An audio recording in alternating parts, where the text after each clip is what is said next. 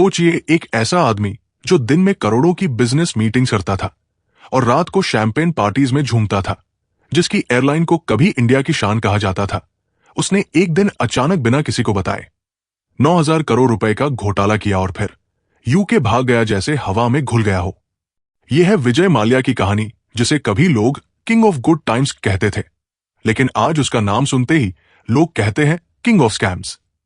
साल 2005 में उसने शुरू की किंगफिशर एयरलाइंस, एक स्टाइलिश, क्लासी और लग्जरी एयरलाइन। प्लेन में म्यूजिक, खूबसूरत स्टाफ, फ्री ड्रिंक्स जैसे कोई उड़ती हुई पार्टी हो। लोग कहते थे बिजनेस क्लास का फील इकोनॉमी के दाम में। लेकिन फिर आई हकीकत की आंधी। तेल के दाम बढ़े, फ्लाइट्स लेट होने लगी और घाटे की चट्टान ने इस एयरलाइन को नीचे गिरा दिया। साल 2012 तक किंगफिशर एयरलाइंस पूरी तरह से बंद हो चुकी थी और साथ ले गई बैंकों का भरोसा भी।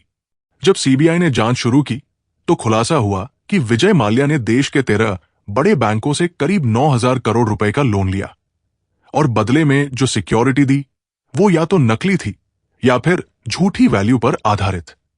और जब बैंकों ने पैसा वापस मांगा तो पता चला साहब तो पहले ही लंदन की फ्लाइट पकड़ चुके थे, वो भी फर्स्ट क्लास में। भारत सरकार ने इंटरपोल रेड नोटिस जारी किया, यूके से प्रत्यर्पण की मांग की गई, कोर्ट में केस चला, लेकिन माल्या हर बार नए लीगल बहानों से बचता गया। आज भी वो लंदन के एक करोड़ों की हवेली में वाइन की चुस्कियां लेता है और भारत में एक आम आदमी 1 लाख का लोन पाने के लिए बैंकों के 10 चक्कर लगाता है। विजय माल्या कहता है, मैं चोर नहीं हूं, बस एक बिजनेसमैन हूं जिसका बिजनेस फेल हो गया।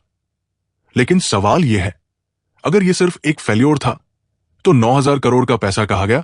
और अगर यह घोटाला था तो अब तक ये आदमी खुला कैसे घूम रहा है? विजय माल्या, एक नाम, एक राज, एक सवाल, जिसका जवाब आज तक किसी के पास नहीं।